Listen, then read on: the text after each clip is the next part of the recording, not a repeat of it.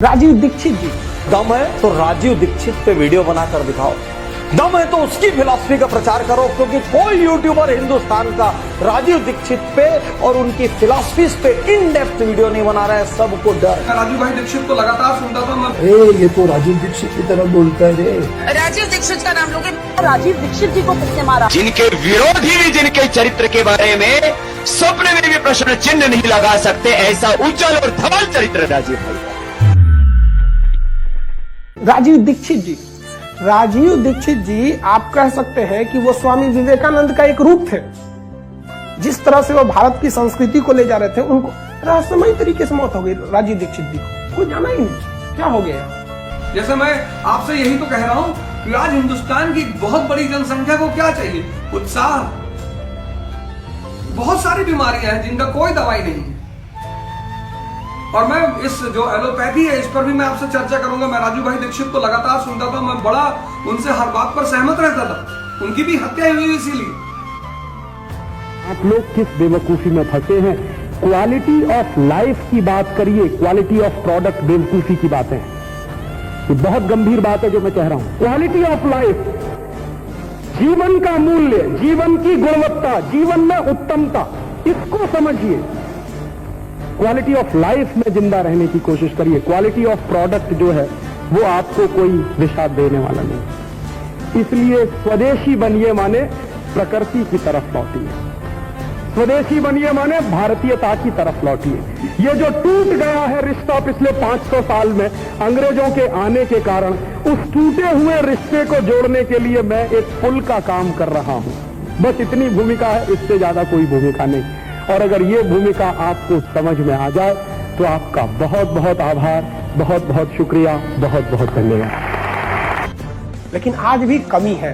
राजीव दीक्षित जी जैसे, स्वामी विवेकानंद, दयानंद सरस्वती, तो हमारे ईश्वर चंद्र विद्यासागर, ऐसे लोगों की बहुत कमी है आज के देश में। आज के देश में बहुत कम लोग ऐसे मिलेंगे जो देश के लिए मरते हैं। आजकल लोग अपनी पार्टी, अपनी धर्म, अपनी जाति, यही सब पे हो रहा है। लेकिन ये लोग जाति धर्म से ऊपर उठ गए। राजीव दीक्षित जी को तो हमको लगता है मल्टीनेशनल कंपनी वालों ने मरवा दिया। पहले गांव वाले डरते थे कि साहब इस विदेशी कंपनी के खिलाफ कैसे करेंगे, सरकार पीटेगी, पुलिस मारेगी। मैंने कहा मारेगी, इससे ज्यादा क्या करेगी। और उस दिन क्या हुआ कि जब हम ये सारा काम कर रहे थे तो केडिया कंपनी ने अपने कुछ गुंडे बुलवाए, तो उसके बाद भी हमने काम नहीं रोका। ये उनके डराने का तरीका था। वो हमको धमकी दे रहे थे कि देखो तुमको मार डालेंगे। हमने कहा हमको मरने से डर ही नहीं लगता, तुम मारोगे क्या।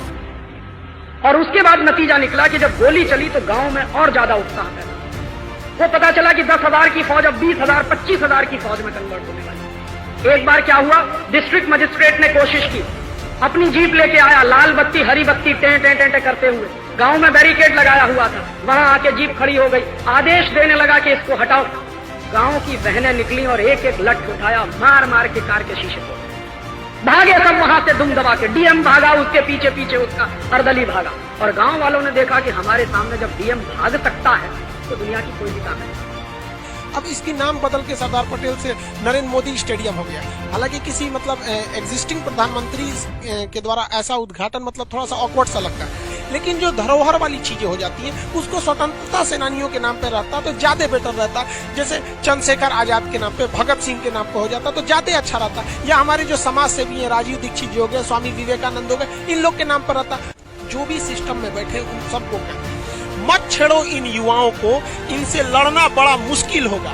ये ऐसा इतिहास लिख देंगे जिसे पढ़ना बड़ा मुश्किल होगा।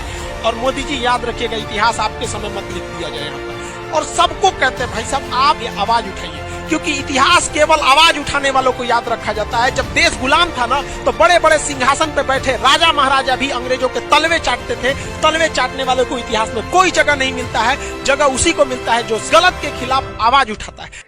शुरू में 50 लोग कहते हैं अरे ये हो नहीं पाएगा, लेकिन मुझे लगता है कि अगर संकल्प शक्ति हो और मन में पवित्रता का भाव हो, आपका उद्देश्य बड़ा हो, समाज के हित में हो, तो जीत तो होती ही है। भले ही हमारी शक्ति कम है, आज कम है, कल अधिक हो जाएगी। और अधिक कैसे होगी? ऐसी छोटी लड़ाइयां लड़ते लड़ते किसी बड़ी लड़ाई की तैयारी हम करेंगे, ये कर रहे हैं। 1992 से हमने ये अभियान शुरू किया था, 1992 से अब तक इतना कर पाए हैं। हम 3-4 लोगों ने ये अभियान शुरू किया था, तब सब लोग कहते थे कि क्या फालतू का काम कर रहे हो, अच्छा खासा कैरियर छोड़ के इस तरह के काम में लग गए। परिवार वाले भी नाराज, रिश्तेदार वाले भी नाराज। हमने कहा ठीक है, आप नाराज रहिए, क्योंकि ये पशु बन के जिंदा रहना तो हमें मंजूर नहीं है कि हाय पैसा, हाय पैसा, हाय पैसा। पैसा जिंदगी का सब कुछ नहीं होता है, देश उससे बड़ा होता है, समाज उससे बड़ा होता है, संस्कृति बड़ी होती है।